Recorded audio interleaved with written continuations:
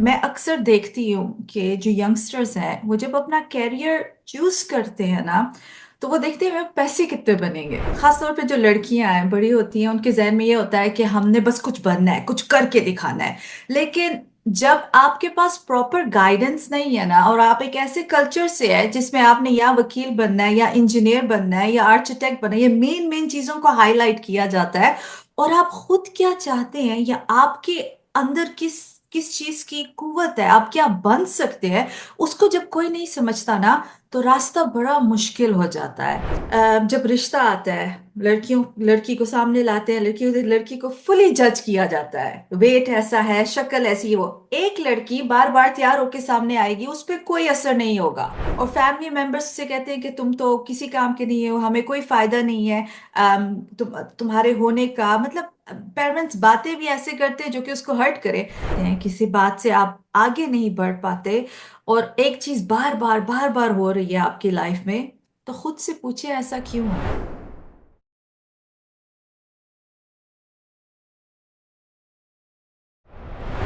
कभी ऐसा होता है कि इंसान कभी कामयाब होता है लेकिन अंदर से खाली होता है। क्या ऐसा इल्म मुमकिन है जो सिर्फ जहन ही नहीं, दिल और रूह को भी जोड़ दे? आज मैं बात करूंगी मिलेनियल एंटरप्रेन्योरशिप इंटेंशनल लर्निंग की। ये लर्निंग दर हकीकत में हमें हमारे जख्मों के जरिए मिलती है। ये लर्निंग हमें हमारे उन इवेंट से मिलती है जिसमें हमने तकलीफ सही होती है, हमें तकलीफ का एहसास हुआ होता है। और उस तकलीफ के आने का मकसद असल में यही होता है कि हमें सिखाया जाए। हमें यूनिवर्स, हमें अल्लाह सुब्हान तआला सिखाना चाहता है, कुछ समझाना चाहता है कुछ। कई बार वो तकलीफ हमारे छोटों पर आती है। नॉट बच्चों बच्चों को थोड़ा सेंसिटिव होता है, हमारे छोटों पर आती है। और हम लोग कोशिश करते हैं कि अपने छोटों के लिए खुद को बदल दें। कई बार हम महसूस करते हैं, जो यंगस्टर्स होते हैं या मिड एज के जो लोग होते हैं, वो देखते हैं कि हमारे कुछ फैसलों से हमारे बड़ों को तकलीफ हो रही है, तो फिर वो उस पर काम शुरू करते हैं। यहाँ पर होती है इंटेंशनल चेंज। और ये चेंज होता है जब आपको कुछ तकलीफें लाहक होती हैं, जहनी दबाव की वजह से। जिंदगी में कुछ ऐसी एडजस्टमेंट्स करनी होती है जिसमें आप अपना आप भूल जाते हैं। यही टॉपिक आज हम बात करने वाले हैं। आज भी मेरे पास एक साइकोलॉजिस्ट है, her name is Nida Saeed. She is from UK. Therapist हैं, हिप्नोथेरेपी भी करती हैं।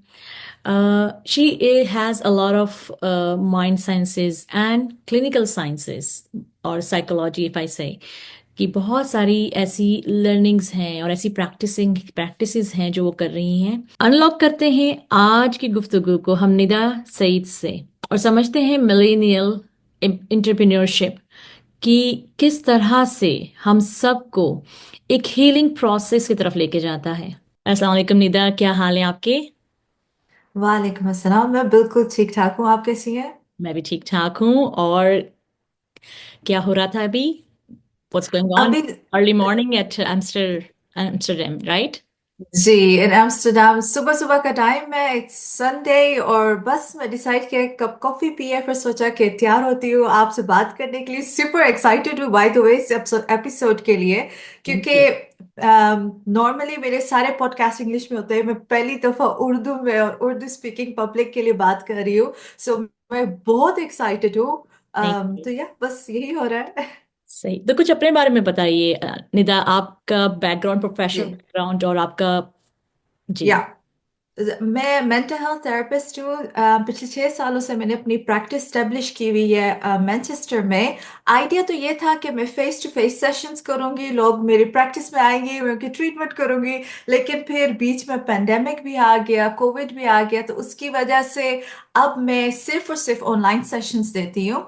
एक तरफ से तो मेरे लिए काफ़ी बेहतर हो गया है, क्योंकि मेरे क्लाइंट्स कुछ यूके से हैं, कुछ कनाडा से हैं, कुछ यूएसए से हैं, दुबई से हैं। सो मुख्तलिफ कंट्री से लोग मुझे कनेक्ट करते हैं। मेनली मैं लोगों की मदद करती हूँ जिनको प्रॉब्लम हो, स्ट्रेस, एंजाइटी, ट्रोमा, ख़ास तौर पे पीटीएसडी, कॉम्प्लेक्स ट्रोमा, और भी बहुत सी मुख्तलिफ चीज़ें हैं जिसमें मैं मदद करती हूँ, लेकिन ये मेरे मेन एरियाज हैं।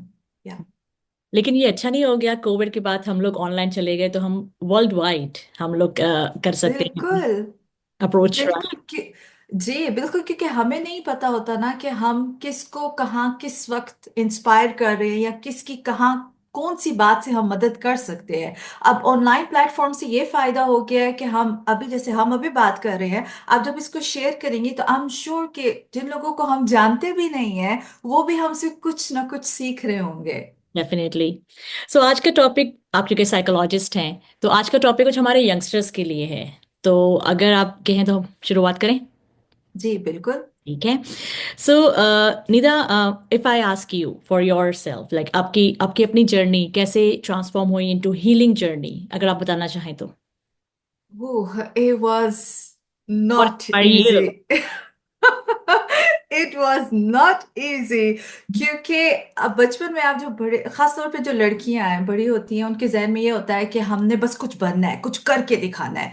लेकिन जब आपके पास प्रॉपर गाइडेंस नहीं है ना, और आप एक ऐसे कल्चर से है जिसमें आपने या वकील बनना है या इंजीनियर बनना है या आर्किटेक्ट बनना है, ये मेन मेन चीजों को हाईलाइट किया जाता है, और आप खुद क्या चाहते हैं या आपके अंदर किस किस चीज की कुव्वत है, आप क्या बन सकते हैं, उसको जब कोई नहीं समझता ना, तो रास्ता बड़ा मुश्किल हो जाता है।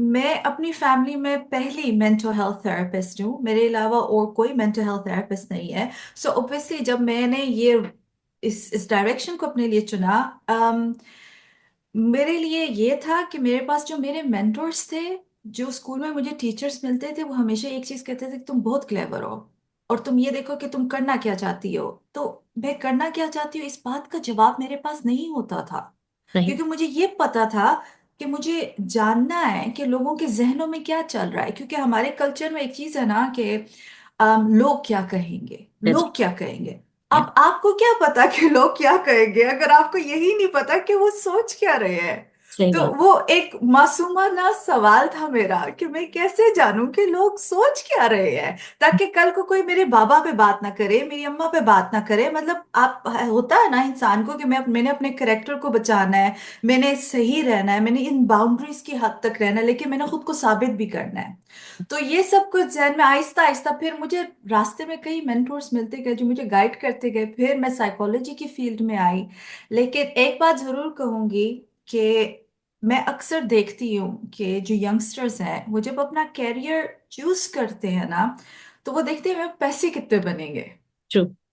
हमारी इनकम कितनी होगी। और प्लीज ये गलती नहीं करना। आपका इल्म आपके रिज्क से अलग है। सही। इल्म आपको ताकत देता है, आपको सही बुरे की पहचान करवाता है। रिजक उसने लिखा हुआ है। और सही। ये चीज हमेशा, और ये मैं यंगस्टर्स को हमेशा कहती हूँ कि देखो, उस रूट पे जाना जिसपे तुम्हें लगे कि इस पे जाते हुए मुझे खुशी होगी। जैसे मेरे क्लाइंट्स हैं ना, पता है बीना, जब मेरे पास क्लाइंट्स आते हैं ना, कुछ केसेस ऐसे होते हैं ना कि दिल चीर देने वाले होते हैं, और अंडरस्टैंड। उनको सुनना, उनकी मदद करना। लेकिन जब वही क्लाइंट मेरा मुस्कुराते हुए या मुस्कुराते हुए जाती है ना, या कहती है कि मैंने अपने अंदर वो ताकत दोबारा से ढूंढ ली है, आपको पता है बीना, मैं हर सक्सेस स्टोरी के बाद शुक्राने का सजदा अदा करती हूँ। क्योंकि मैं क्योंकि अल्लाह ने मुझे इस काबिल बनाया है कि मैं लोगों की मदद कर सकूं। लेकिन वो जो एक मुस्कुराहट मेरे क्लाइंट्स के चेहरों पे होती है ना, वो मुझे लगता है जैसे मुझे पूरी कायनात मिल गई हो, वो मुझे इतनी खुशी देती है। माशाल्लाह। और ये पैशन होना चाहिए यंगस्टर्स में, कि जब वो कोई काम कर रहे हो किसी भी फील्ड में, उनको ये महसूस जरूर होना चाहिए कि I love what I am doing. True. अगर मैं आपसे पूछूं, थोड़ा सा डिग इन करूं, पीटीएसडी और ट्रॉमा का शिकार होने वाले जो नौजवान होते हैं, वो कौन सी ऐसी कंडीशंस होती हैं जिसकी वजह से वो इन चीज़ों का शिकार होते हैं? कौन से देखें, इवेंट होते हैं, इफ आई से। या सो ट्रॉमा बहुत सब्जेक्टिव है। ठीक है, एक एक्सपीरियंस मेरे लिए ट्रॉमा होगा, किसी और के लिए ट्रॉमा नहीं होगा। फॉर एग्जाम्पल, हमारे कल्चर में जब रिश्ता आता है, लड़कियों लड़की को सामने लाते हैं, लड़की को फुली जज किया जाता है, वेट ऐसा है, शक्ल ऐसी है, वो एक लड़की बार बार तैयार होके सामने आएगी, उस पर कोई असर नहीं होगा। दूसरी लड़की जो पहली दफा या दूसरी दफा तैयार होके सामने आएगी ना, उसका सेल्फ एस्टीम हर्ट होने लगेगा। सही। और हो सकता है कि जो लोग देखने के लिए आए वो कोई एक ऐसी बात कर जाए जिसकी वजह से उस लड़की का अंदर वो चीज लाइक उसका रिस्पॉन्स जो है ना वो ट्रॉमेटिक हो जाए और वो उससे बाहर नहीं निकल सकेगी। सो एट सम पॉइंट ये लड़की कहेगी मैंने शादी ही नहीं करनी। हम्म। सही। ब्लॉक। या। इसी तरह अगर कोई लड़का है और वो मेहनत करता है करता है करता है लेकिन उसे लगता है कि वो पैसे जमा नहीं कर पा रहा या उसके एफर्ट्स को देखा नहीं जा रहा, समझा नहीं जा रहा, और फैमिली मेंबर्स से कहते हैं कि तुम तो किसी काम के नहीं हो, हमें कोई फायदा नहीं है तुम्हारे होने का, मतलब पेरेंट्स बातें भी ऐसे करते हैं जो कि उसको हर्ट करे। पेरेंट्स को ये चीज समझ नहीं आती कि उसकी एक बात पे भी अगर इस लड़के ने ट्रोमैटिकली उसको देख लिया और उस पर रिस्पॉन्ड किया तो ये जो कर रहा है ये रुक जाएगा। वाह।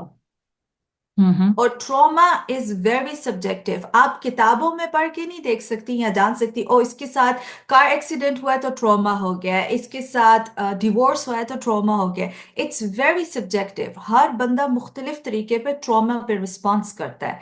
फिर आती है बात पीटीएसडी की। तो ट्रॉमा अगर उसको हील ना किया जाए तो वो आगे पीटीएसडी में कन्वर्ट होता है। ओके।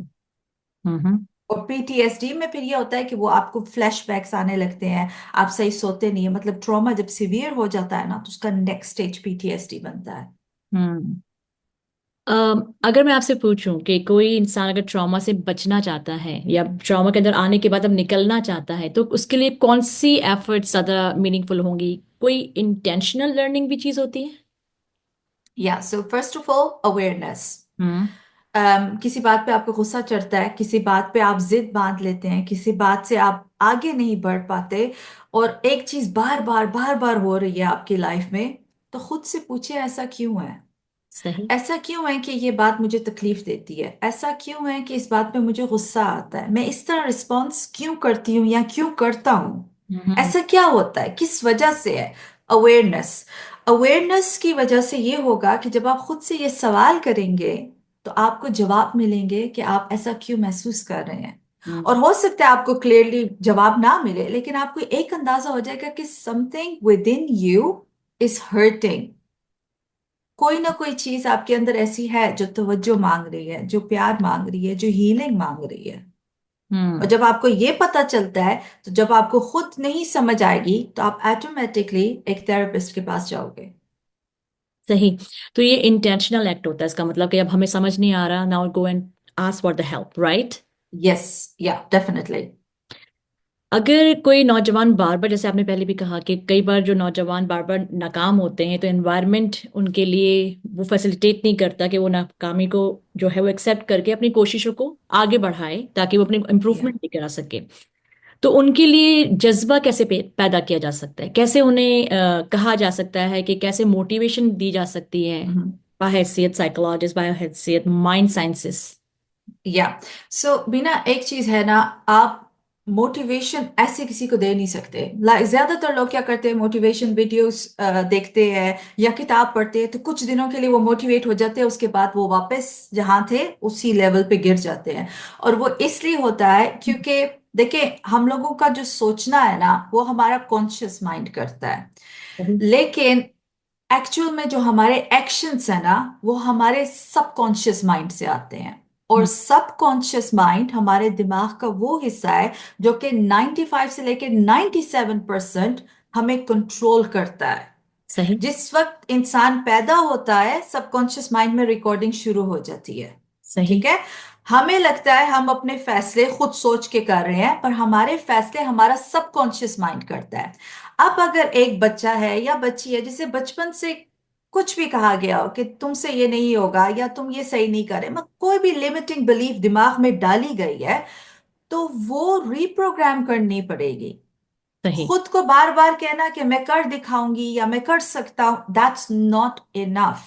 राइट। आपको रीप्रोग्रामिंग करनी है और वो भी सबकॉन्शियस माइंड को, ताकि वो जो लिमिटिंग बिलीव है ना जो आप देखें जो आप खुद को कहती हैं ना अकेले में जब आपके साथ कोई नहीं है, हम्म। वो आपकी जिंदगी की हकीकत बनता है। वो मोमेंट उस टाइम पे आप जो कह रही हैं और जो समझती हैं। तो अगर ये बच्चे इस चीज को मानते हैं कि ये they are not good enough तो ये बात उनकी जिंदगी की हकीकत है। अगर मैं अगर थोड़ा सा इसे डिग इन करूं कि सेल्फ अवेयरनेस पे हमने बात की, तो ये इमोशनल हीलिंग और सेल्फ अवेयरनेस, क्या ये दोनों एक ही चीज है या दोनों डिफरेंट है? It's interconnected. देखिए, हम्म। जब आपके पास अवेयरनेस आएगी तो आपको पता होगा कि oh something is wrong, something is missing. Hmm. फिर आप काम करेंगे और डीपर जाके देखेंगे कि मेरे इमोशंस में क्या हो रहा है और क्यों हो रहा है। तो ये माइंड साइंसेस किस तरह से रीप्रोग्राम करता है, या रीवायर का अगर मैं लफ्ज लूं तो? सो बेसिकली मुख्तलिफ टेक्निक्स हैं। एक टेक्निक तो ऑब्वियसली वो है सिल्वा मेथड की है। Silva method is very powerful you are reprogramming करने ट्रेनर के एज लिए। वेल? यस, रीप्रोग्राम करने के लिए सबकॉन्शियस माइंड को। दूसरा जो कि मैं मोस्टली अपनी प्रैक्टिस में यूज करती हूँ वो है क्लिनिकल हिप्नोथेरेपी। और क्लिनिकल हिप्नोथेरेपी में मेनली हम कॉन्शियस से बात नहीं कर रहे होते, हम सबकॉन्शियस से बात कर रहे होते हैं। और जब हम रीप्रोग्रामिंग करते हैं ना, तो हम क्लाइंट्स के बिलीफ सिस्टम को चेंज कर रहे होते हैं। हम्म।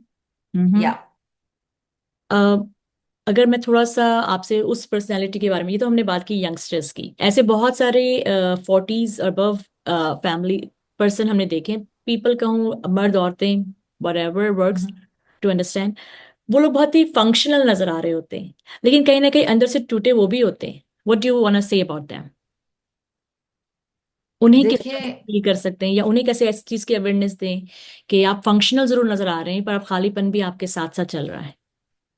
You know. देखिए जी, जब आप अपने ऑथेंटिक सेल्फ से हटते हैं ना, ऑथेंटिक सेल्फ का मतलब है जो आप वाकई में हैं, हम्म। जैसे हैं। ठीक हम्म। है।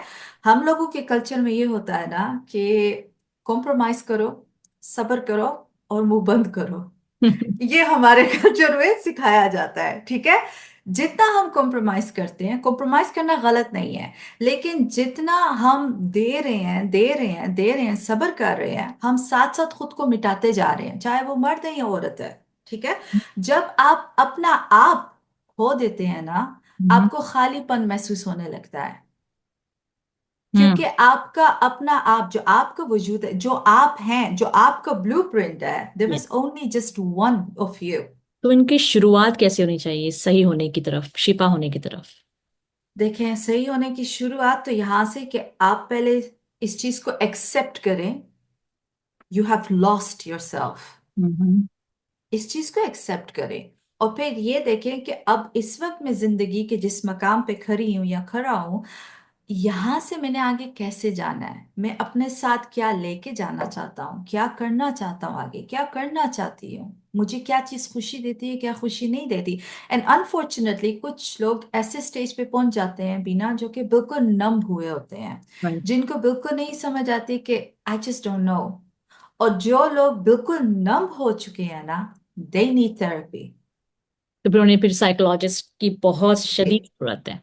या या फिर उनको थेरेपिस्ट नाम की पे क्या जरूरत है, बिकॉज लाइफ का ये नहीं है कि आप खुद को बस बिल्कुल मिटा दें और आपने बस तवज्जो देनी है, प्यार देनी है, घर के सारे काम करने हैं या काम पे जाना है, घर आना। लाइफ का ये मतलब नहीं है। हम्म। लाइफ के लिए इंपॉर्टेंट है कि आप जिए, आप देखें कि आप सोसाइटी के लिए क्या कर रहे हैं। हम हम्म। तो हमेशा देखते हैं ना सोसाइटी हमें क्या दे रही है, राइट। लेकिन थोड़ी देर ये तो देखें कि आप सोसाइटी को क्या दे सकते हैं। ट्रू। अगर मैं आपसे पूछूं, क्योंकि आपने कहा कि आप वर्ल्ड वाइड थेरेपी देती हैं, डिड यू जी। See any difference between Pakistani and world wide, UK, if I say? कुछ क्लाइंट्स की मेंटेलिटी में डिफरेंसेस होते हैं, उनके मसाइल अलग हैं, पाकिस्तानियों के मसाइल अलग हैं, ऐसा है क्या?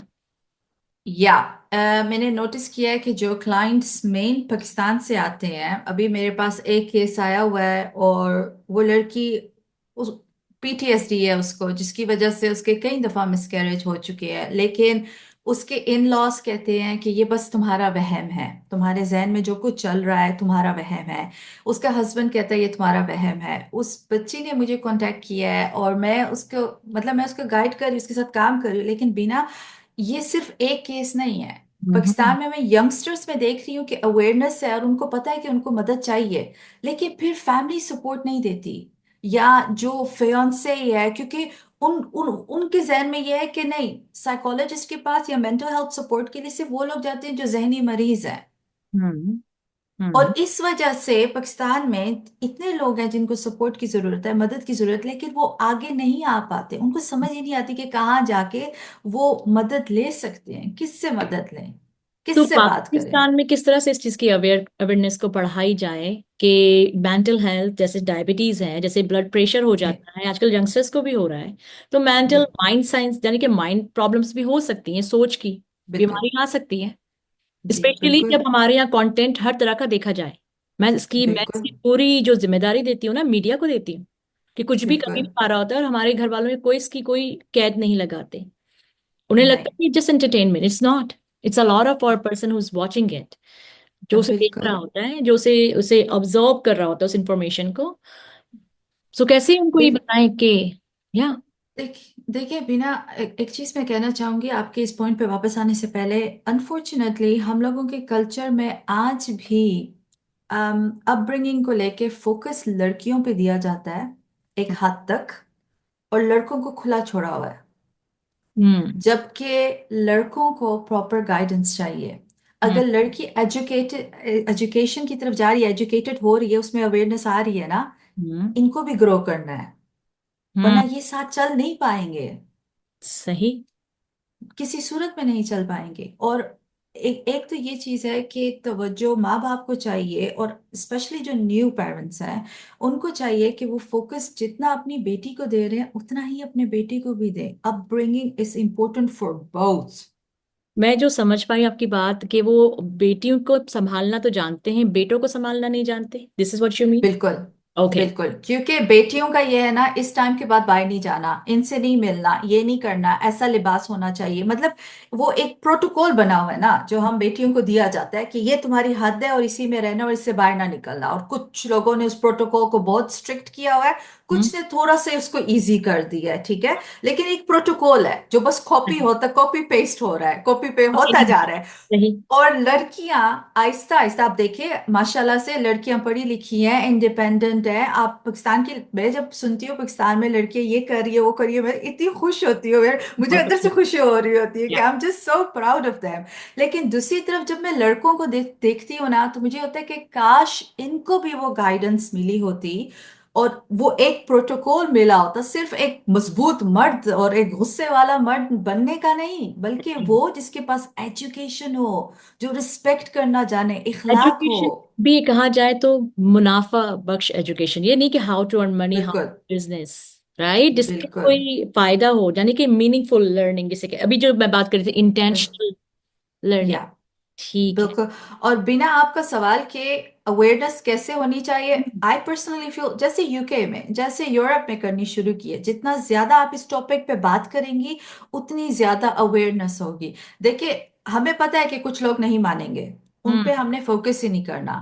हम्म। लेकिन जो यूथ है, जो साइकोलॉजी को समझ रही है, जो माइंड साइंसेस को समझ रही है, उस पे फोकस करें सही। और उनको और एजुकेट करें। यानी कि कहने का मकसद ये है कि आपने जैसे कहा कि एजुकेट करें, एडवोकेसी दें, कि how the life partner could be in problem, कभी भी हो सकता है, मैं भी सॉरी माजरत चाहती हूँ। जैसे कि होता है कि हमारे हमारे लाइफ पार्टनर में अगर कोई ऐसी कोई थॉट इश्यूज हो जाते हैं, साइकोलॉजिकल इश्यूज होते हैं, केमिकल इश्यूज हो जाते हैं, तो हम उसे एक्सेप्ट नहीं करते, उसे नजरअंदाज कर देते हैं। उसमें तो लड़कियां भी काउंट होती बिल्कुल। हैं ज्यादातर। या ज्यादातर नजरअंदाज बिल्कुल। शादी के बाद औरतें होती हैं, दैट्स वी या एक्सेप्ट। यस। या तो वो किस तरह से माइंड साइंस से, जैसे आपने कहा कि हमें अवेयरनेस देनी चाहिए, मैं अगर आपसे बोलूं कि चले, हमें शर्म आती है कि हम डॉक्टर के पास जाएं, अब तो माइंड साइंस इतना स्ट्रांग हो गया पाकिस्तान में, जी राइट, जी हाउ टू अवेयर देम, कि हाउ टू स्टार्ट थिंकिंग, किस तरह से उनको ये अवेयरनेस दे अपनी जनरेशन को, कि अपने थिंकिंग पैटर्न में काम करना तो नॉर्मली सबको जरूरत है, how we can encourage them, motivate देखें इनकरेज देम। क्योंकि आपने सही देखें कहा कि मोटिवेशन एक चिराग तो लगा, एक चिंगारी तो लगा देती है, पर इट विल बी ऑफ। पर अगर इंफॉर्मेशन की जहत लगाई जाए, जहत का मतलब यही है, एडवोकेसी। जी या। देखें, आप जिस चीज को मानती है ना, और जो आपका यकीन है, वो हम्म। आपकी जिंदगी का हकीकत है। सही। That's it. सही। आपका बिलीफ अगर है ना कि you're नॉट कॉन्फिडेंट, तो आप जितनी भी क्वालिफिकेशंस कर लें, हम्म। जितनी भी थेरेपी मेथड्स कर लें, you will never be confident. Competent और और कॉन्फिडेंस क्या एक ही चीज है या अलग चीज है? कॉम्पिटेंट, अलग है, कॉन्फिडेंस। ओके। अलग है। अगर कॉन्फिडेंस नहीं है, सो बिलीफ सिस्टम को हमारे शेक कर सकता है, दिस व्हाट यू मीन? बिल्कुल, ठीक है। बिल्कुल। और कॉम्पिटेंसी क्या चीज है? क्या ये लर्न की जा को सकती जी, कॉम्पिटेंसी वो है जो लर्न की जाती है। है? लेकिन मैं आपको एक और चीज बताऊं बीना, जहाँ पे थोड़ा सा ना लोग कंफ्यूज होते हैं। लोग मेनली फोकस डालते हैं कॉन्फिडेंस पे, ठीक है, लेकिन फोकस होना चाहिए एक्चुअली सेल्फ एस्टीम पे। ओके। कॉन्फिडेंस आपका एक एरिया में है, हम्म। जैसे कि for example you are very good in giving presentations, hmm. लेकिन रिलेशनशिप्स को कैसे हैंडल करना है या बात लोगों से कैसे, स्ट्रेंजर से करनी है, उस पर आपको घबराहट होती है, तो आपका सेल्फ स्टीम लो है। ठीक है। लेकिन कॉन्फिडेंट एक एरिया में होता है। सेल्फ स्टीम जब आपका हाई होता है ना, तो वो जिंदगी के हर एरिया में होता है और आप हर एरिया में सेम लेवल पे प्रेजेंट करते हैं। और इसलिए मेन फोकस सेल्फ स्टीम होना चाहिए। तो सेल्फ स्टीम क्या हमें दुनिया में मतलब हमें किसी, इट्स अडॉप्टेबल बिहेवियर और इट्स बाय बर्थ समथिंग, कोई स्किल होती है हमारे अंदर self esteem? Self esteem is something you have to learn, okay. you have to build up, ठीक है। बाय बर्थ आपके पास आपकी जीन्स है, डीएनएज है, आपकी रीप्रोग्रामिंग, क्योंकि ओ माय गॉश ये चीज मैं हमेशा कहती हूँ, और अब हम इस टॉपिक पे जब आ ही गए हैं तो मैं ये बात भी शेयर कर लेती हूँ। देखिए, अक्सर लोग नजरअंदाज करते हैं कि छोटा सा बच्चा है, बेबी है, रो रही है या रो रहा है, उसको क्या पता कि माँ बाप आपस में लड़ रहे हैं, झगड़ रहे हैं, गालियां दे रहे हैं, मतलब जिस लहजे में वो आपस में बात कर रहे हैं हम इंपॉर्टेंस नहीं देते, क्योंकि हम कहते हैं बच्चा है, ना समझ है। सही। From the moment a baby is born, ठीक है, बर्थ से सबकॉन्शियस माइंड सब कुछ रिकॉर्ड कर रहा है। सही। जहां आपको लग रहा है ना बच्चा मासूम है, उसको कुछ पता नहीं है, उसका सबकॉन्शियस सब कुछ रिकॉर्ड कर रहा है। 7 साल की उम्र तक वो रिकॉर्डिंग एक हद तक हो गई होगी, विच मीन्स अब उसकी पर्सनैलिटी डिवेलप होगी। अब अगर ये बच्चा एक ब्रोकन फैमिली से है, एक डिसफंक्शनल फैमिली से है, एक ऐसे फैमिली से है जहां पे डिसरिस्पेक्ट है, डिसऑनेस्टी है, मतलब लॉट्स ऑफ ड्रामा है, ओके। अब जब ये बच्चा बड़ा होना शुरू होगा ना, there will be self-esteem issues, hmm. there will be trauma। और सबसे खतरनाक बात यह है कि इस बच्चे को खुद पता भी नहीं होगा कि उसको ये इश्यूज है। फिर जब वो 12, 16, 18 हिट करेगा, there will be lots of programmes running, जिसकी वजह से उसका सेल्फ स्टीम नहीं बिल्ड अप होगा सही तरीके से, कॉन्फिडेंस में इश्यू होगा, रिलेशनशिप्स में इश्यू होगा, वो बच्चा आहिस्ता आहिस्ता अपने माँ बाप को मिरर करने लगेगा। सही। और इसलिए सेल्फ स्टीम आप खुद पैदा करते हैं अपने अंदर, आपने खुद उस पर काम करना है। क्योंकि सही। बचपन में आपने क्या क्या विटनेस किया आपको नहीं पता, आपके हम्म। सबकॉन्शियस को पता है, लेकिन कॉन्शियसली जब आप याद करेंगे आपको नहीं पता। सही। अ, यानी कि आपको क्या लगता है कि एक बच्चे को रीप्रोग्राम, खासतौर से वो जो फंक्शनल डिसफंक्शनल, आपने बात की कि जिस तरह से ब्रोकन फैमिली होती है, या सो उनकी फैमिली को अपने बेटे के फ्यूचर को सिक्योर करने के लिए, अपनी अपनी औलाद की सिक्योरिटी के लिए फॉर फ्यूचर, कब से थेरेपी या माइंड सेंसेस की अवेयरनेस और इमोशनल इंटेलिजेंस के बारे में समझाना शुरू कर देना चाहिए? To be very honest, I personally feel from the age of 15, ठीक हम्म। है, हम्म। बिकॉज तब तक पर्सनालिटी भी बन गई है, डेवलपमेंट भी हो गया है, और 15 पे खास तौर पे ये होता है कि लोग यंगस्टर्स को ये होता है कि बस मैं खुद मुख्तार हूँ, मुझे पता है मैंने क्या करना है, मेरे कंट्रोल में है सब कुछ। लेकिन अगर उस एज में ही आप दिखाने लगे उसे कि देखो तुम ये सोच रहे हो ये इस वजह से होगा, या कुछ वीडियोस या कुछ टॉपिक्स पे बात करें घर में, उससे कम एज पे, जब आप मेडिटेशन करने के लिए बैठे, बच्चे को गोद में बिठा लें, उसके साथ बातें करें, ब्रीदिंग टेक्निक्स करें। ये सिंपल सिंपल टिप्स हैं हम्म। जो कम साल, मतलब बच्चे जो 15 साल की उम्र से कम है उनके साथ करें, ताकि उनको ये पता हो कि उन्होंने अपने इमोशंस कैसे रेगुलेट करने हैं। सही है। 15 के बाद आहिस्ता आहिस्ता साइकोलॉजी इंट्रोड्यूस करना शुरू कर दें। सही है, क्योंकि वो चीजें ब्लॉक हो रही हैं, लाइक इट्स नॉट ओनली 1 और 2 केसेस, मैं तो नहीं, 10 साल 15 साल से देख ही रही हूँ कि ये प्रॉब्लम्स आ रही हैं। या और बहुत ज्यादा हो रही हैं। बहुत ज्यादा हो रही हैं, और बेचारे मैंने ऐसे लोगों को भी देखा है जो इतनी मेच्योर हो गए हैं कि now they are feeling hesitate कि मैं किस तरह से जाके अपने बारे में बात करूं, कि मैं भी बचपन में ऐसे ऐसे, मैं भी I went through with this, मैं इससे गुजरा हूँ। या और वो बेचारे शर्मिंदा होते हैं। पर मैं कहती हूँ ओपन, जब आपको अल्लाह ताला ने हिदायत दे दी ना कि आपको जरूरत है मदद की, तो ले लो। ये या जिंदगी आपकी है, आपने जिम्मेदारी लेनी है ताकि आप अपने रब को जवाब दे सकें, राइट। बिल्कुल बिल्कुल बिल्कुल। अगर मैं आपसे आगे थोड़ा सा चलती हूँ, जी। क्या हर शख्स के अंदर एक हीलिंग कैपेसिटी होती है, या it's depend on variations personality? कुछ लोग लेते हैं, कुछ लोग नहीं ले पाते, इवन दे अवेयर ऑफ कि उन्हें प्रॉब्लम है।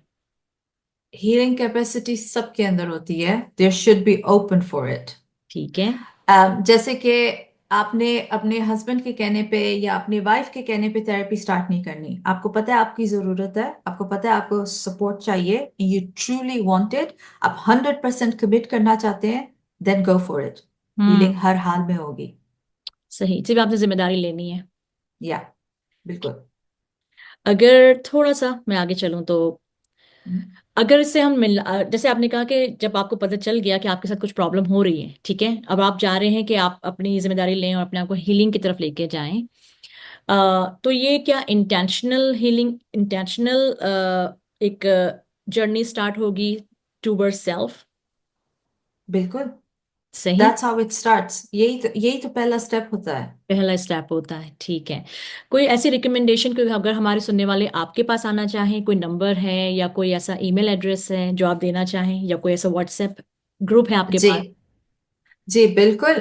इंस्टाग्राम पे मुझे फॉलो कर सकते हैं, LTC.therapist मेरा इंस्टाग्राम हैंडल है।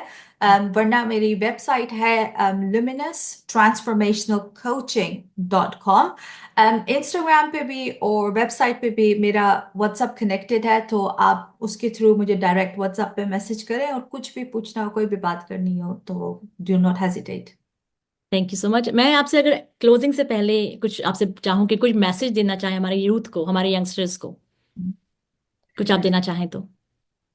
बिल्कुल, कहने को तो मेरे पास बहुत कुछ है, लेकिन अब वो एक मैसेज जो मैं देना चाहूंगी वो ये होगा कि अपने कैरियर को लेके सोच समझ के फैसला करो, हम्म। और वो रास्ता चुनो जिसमें तुम्हें खुशी मिले, जिसमें तुम्हें लगे कि ये अगर मैं करूंगा या ये अगर मैं करूंगी ना, तो मुझे लगेगा मुझे सब कुछ मिल गया है।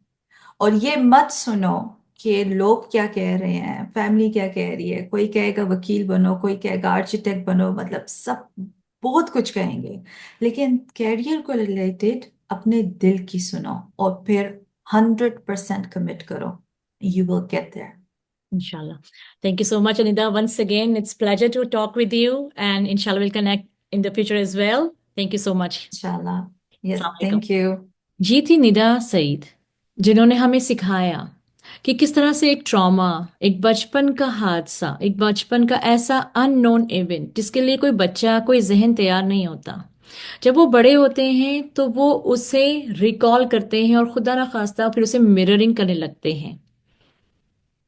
इसमें कसूरवार मैं किसी को नहीं ठहराना चाहती, लेकिन मैं कहती हूँ कि अपनी जिम्मेदारी लें। अगर आपकी लाइफ में कुछ ऐसे इवेंट्स गुजरे हैं जिसमें आपको लगता है कि आपकी नस्लों में कोई खराबी या कोई प्रॉब्लम आ सकती है, तो उसे फौरन के फौरन एड्रेस कीजिए।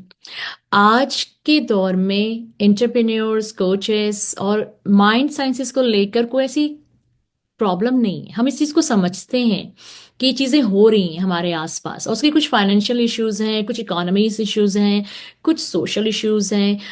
हो सके तो अपने मुआशरे को बदलने से पहले खुद की जहन को बदलना शुरू करें। अपने आसपास के लोगों को देखें जिन्हें अपने आप को रीवायरिंग करने की जरूरत है। मौलाना रूम कहते हैं, जो तू बाहर ढूंढ रहा है वो खुद तेरे ही अंदर है। दोस्तों, नियत कर लीजिए, अपनी नियतों को अच्छा कर लीजिए अपने लिए, for the sake of your self at least. और जो लोग बहुत कुछ कर रहे हैं उनको कहूंगी कि थोड़ा रुक जाइए, थोड़ा अपने पे भी ध्यान दीजिए।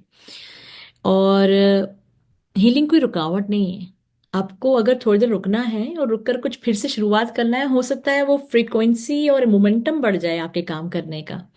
तो थोड़ा सा टाइम अपने आप को दें और सीखें कि कहाँ पे हमें थोड़ा सा और एक्सपेंड होने के लिए, कहाँ पर अपने आप को थोड़ा सा बेटरमेंट की तरफ लेके जाना है।